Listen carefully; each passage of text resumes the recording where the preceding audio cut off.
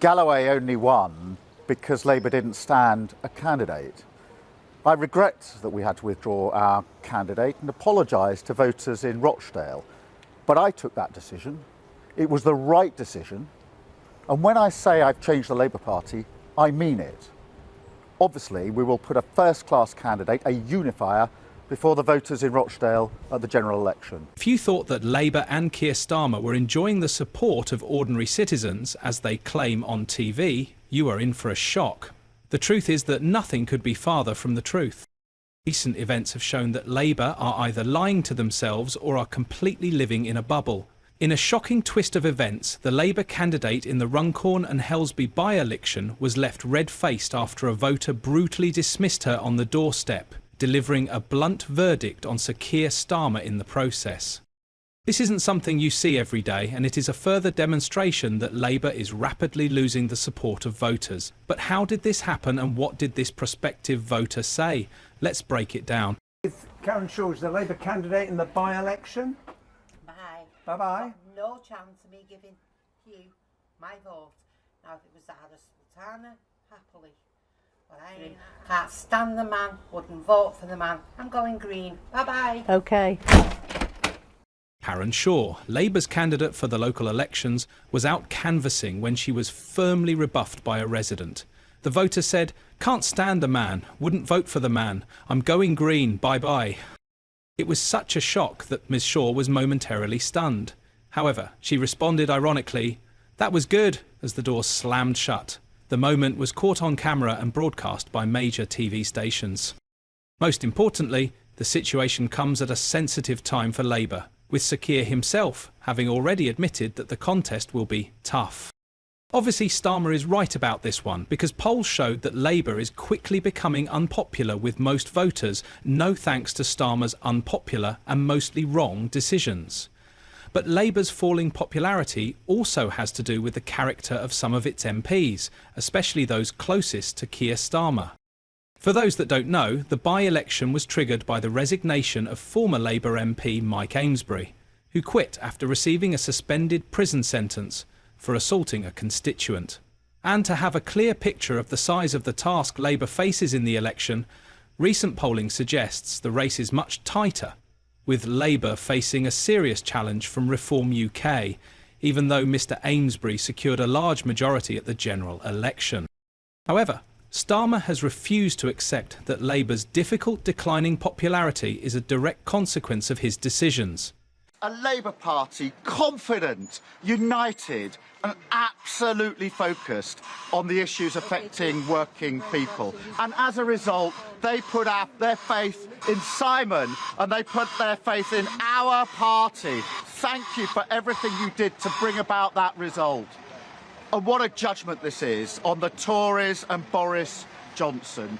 What a judgment it is on them. Out of touch, out of ideas, and if they had any decency, they would get out of the way for the sake of the country. Because I can tell you, I'm so proud of you. I'm so proud of our Labour Party, and when we do form that next Labour government, and we're going to do it, Wakefield will go down as the birthplace of that. Fantastic, all of you. Thank you. Simon, the first words as a Member of Parliament.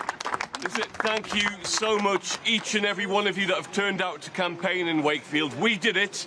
We turned Wakefield red again, and giving the people of Wakefield back their voice in Parliament. So thank you again from the bottom of my heart. Now it's time to get on with the job.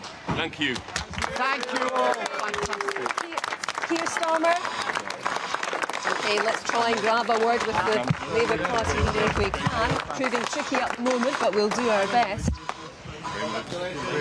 Already tired, but absolutely amazing. How are you doing? Okay, Sir Keir. Speaking on live TV, he insisted most governments, after a general election, face a tough set of local elections at the first opportunity afterward. And, of course, we've had to take tough but right decisions.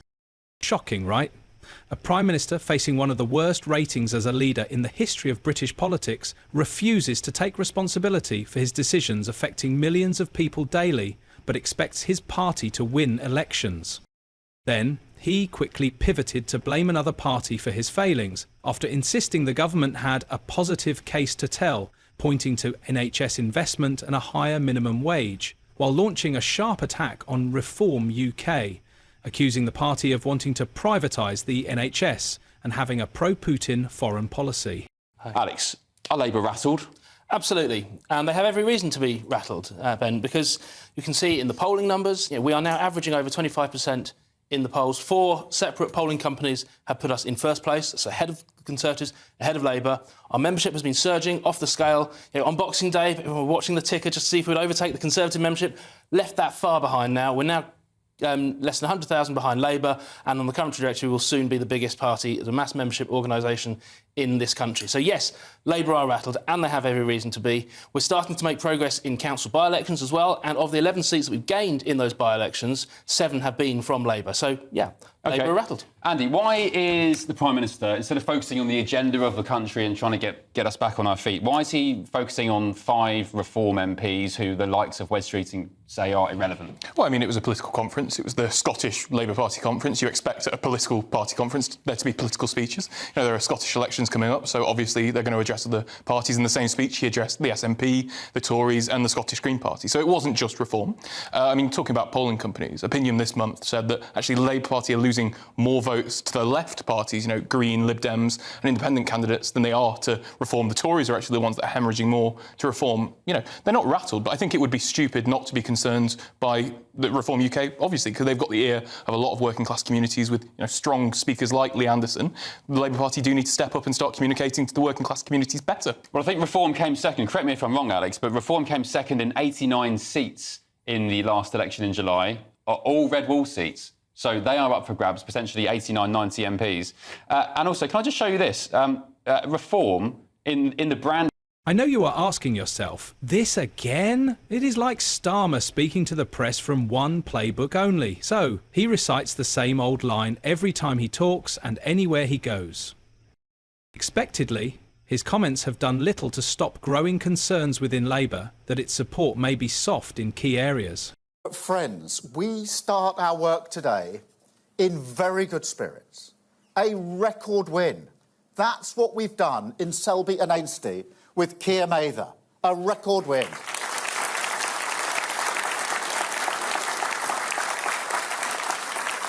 I went there yesterday with Ange Rayner, and we could feel that it was history in the making.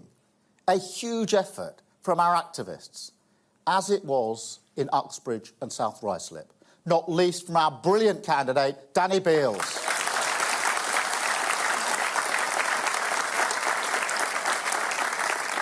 And so I want to thank everybody who campaigned for Labour in the past few weeks.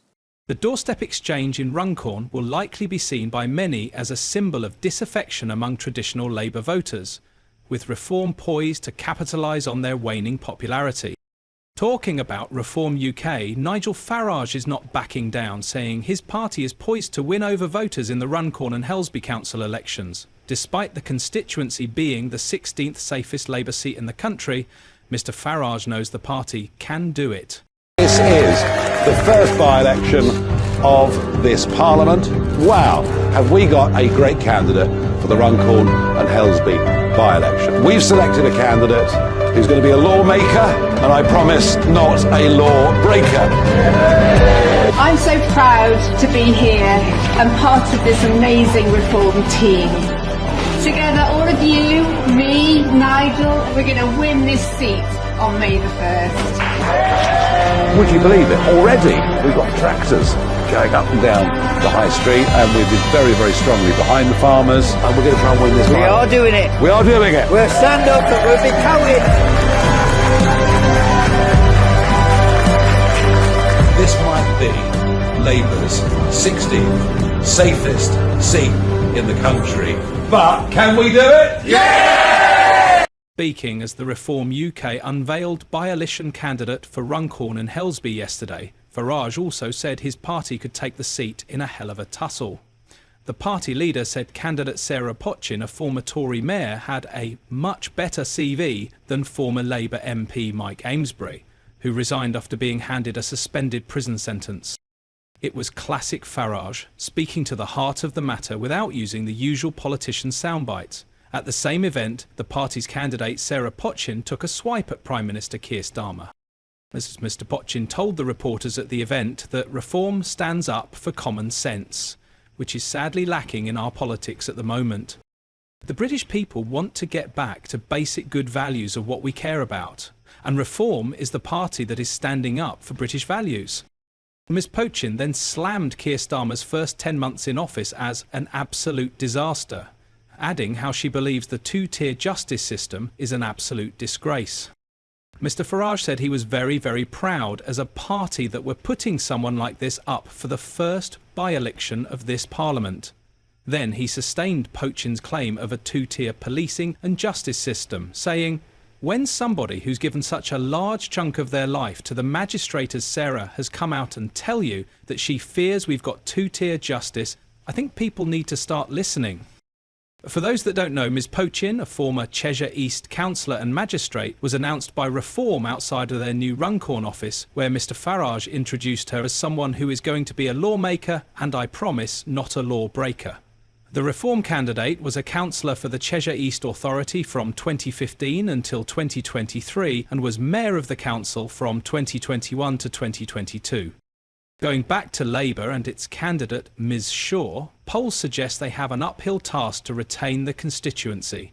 It is a shock how bad things have become for Labour because they won Runcorn and Helsby on the industrial banks of the River Mersey with a thumping 14,696 vote majority only 10 months ago. We'll give them a really good run for their money. We're looking to send a shockwave through Westminster. You're pictured here with Nigel behind you, looking very smiley. How long do you think it'll be before you fall out with him and he kicks you out of the party? Nigel has my 100% loyalty in every way, and I think he's a fantastic leader of this party. And you won't threaten the MP ever again, will you? It was this drunken assault by the former Labour MP Mike Amesbury that triggered this by-election.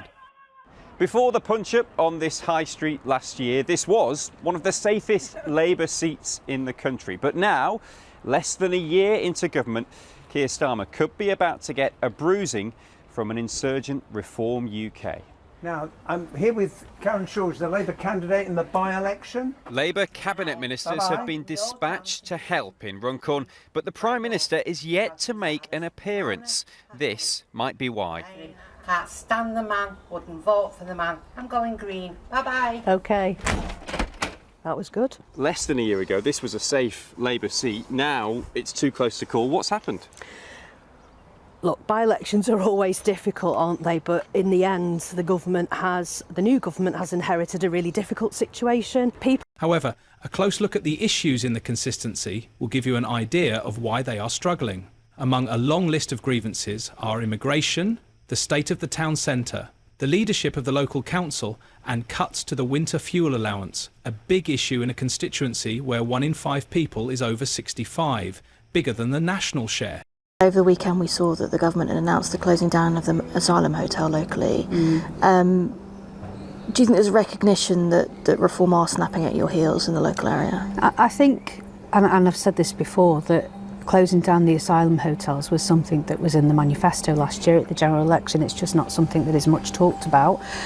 And that, for me, is not coming from a place of prejudice or discrimination, quite the opposite. It's coming from a place of human decency, that they are not nice places to put asylum seekers to live because they can't cook, they can't clean, they're on top of each other in their living, etc. It's just not a nice place to be held, and the fact that they're held for so long because the processing has been so slow. Farage's party has made immigration centre stage in this overwhelmingly white British corner of Cheshire. A Reform leaflet claims Labour's candidate welcomes the boats, alongside a picture of young men crowded on an inflatable dinghy. Welcome to Runcorn and Helsby, it adds. 750 illegal boat migrants are housed here.